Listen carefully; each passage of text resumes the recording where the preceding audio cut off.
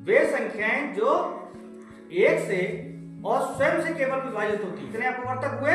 2। तो वे संख्याएं जो एक से और स्वयं से विभाजित होती हैं वे संख्या क्या कहलाती हैं? अभाज्य संख्या। जैसे 2 है, अगर 2 को भाग करेंगे तो किससे भाग जाएगा? 1 से और 2 से। और कोई संख्या तो नहीं है? यस। ऐसे ही 3 अगर हमने ली तो 3 क्या है? 1 से विभाजित हो जाएगा और 3 से। 2 संख्याएं से तो भाग जा सकता है। यस। अब अगर हमने 5 लिया, 5 भी देखिए किससे भाग जा रहा है? 1 से भाग दे सकते हैं और 5 से। 7 है, 7 को 1 से भी भाग दे सकते हैं और 7 से भाग दे सकते हैं। 2 से तो जा रहा है। Yes sir. यदि हम 9 को भाग दे देखें तो देखो 9 को 1 से भी भाग दे सकते हैं, 3 से भी भाग दे सकते हैं और 9 से भी। तो देखो ये संख्या तो सम थी, है ना? और ये संख्या विषम थी, लेकिन ये कैसी है? ये भाज्य। मतलब वो संख्याएं जो एक से और स्वयं से विभाजित होती हैं वे संख्या क्या कहलाएंगी?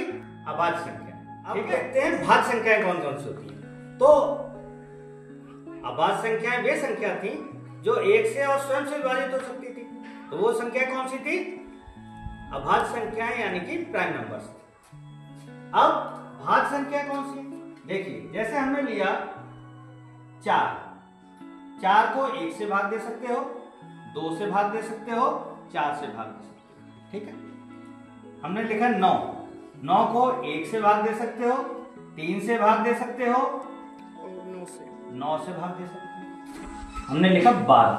अब 12 को देखो 1 से भाग दे सकते हैं, 2 से दे सकते हैं, 3 से भाग दे सकते हैं, 4 से भी दे सकते हैं, 6 से भी दे सकते हैं और 12 से भी दे सकते हैं। तो ये संख्याएं वे संख्याएं हैं जिनके अपवर्तक कितने हैं? 2 से ज्यादा हैं। तो 1 से और 4 से तो भाग जाएगी है, लेकिन इसके साथ ये 2 से भी भाग जा रहा है। इसी तरह 9 1 से और 9 से तो विभाजित हो रहा है, इसके साथ 3 से भी विभाजित हो रहा है।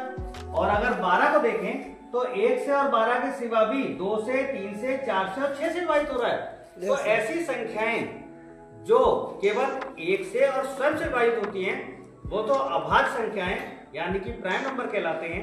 और जो संख्याएं 1 से और स्वयं के अतिरिक्त अन्य संख्याओं से भी विभाजित हो जाए वे संख्याएं भाज्य संख्याएं कहलाएंगी। अभाज्य संख्या के अपवर्तक कितने होते हैं? 2।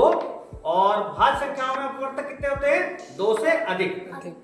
ठीक है। अभाज्य में 1 और स्वयं की संख्या ही अपवर्तकों में होती है, जबकि भाज्य में 1 और स्वयं की संख्या के अतिरिक्त भी अन्य संख्याएं अपवर्तक के रूप में होती हैं। तो समझ में आ गया सबके? Yes sir. आ गया? Yes sir. सही से आ गया समझ में? Yes sir. सवाल सॉल्व कर लोगे? Yes sir. चलो वेरी गुड, ताली बजाओ सब बच्चे।